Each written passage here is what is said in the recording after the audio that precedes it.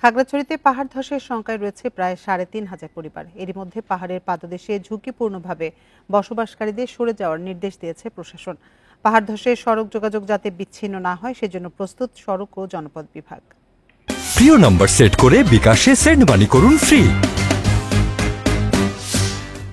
টানা বর্ষণে পাহাড় ধসের শঙ্কা মাথায় নিয়ে খাগড়াছড়ির বিভিন্ন পাহাড়ের পাদদেশে ও পাহাড়ের ওপর বসবাস করছে প্রায় ৩,৫০০ পরিবার। বৃষ্টি অব্যাহত থাকলে জেলার সবুজবাগ, শালবাগান, কলাবাগান সহ শহরতলির বিভিন্ন এলাকায় পাহাড় ধসের আশঙ্কা করছে প্রশাসন। পাহাড়ের পাদদেশে বসবাসকারীরা বলছেন, পুনর্বাসন না হওয়া সহ নানা কারণে অনেকটা বাধ্য হয়ে ঝুঁকিপূর্ণভাবে বসবাস করছেন তারা।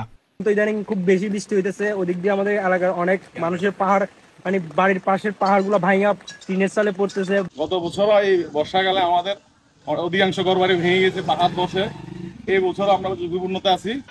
এদিকে খাগড়াছড়ির দীঘিনালা মারিশা সড়ক ও মহালছড়ি সিন্দুকছড়ি সড়কে পাহাড় ধস মোকাবেলায় প্রস্তুতি নিয়েছে সড়ক ও জনপদ বিভাগ। দুর্যোগ দেখা দিলে সার্বিক সহায়তায় প্রশাসনও প্রস্তুত। বিভিন্ন জায়গায় যে পাহাড় ধসের সম্ভাবনা আছে, তো সড়ক বিভাগের পক্ষ থেকে আমাদের মোটামুটি প্রস্তুতি আছে।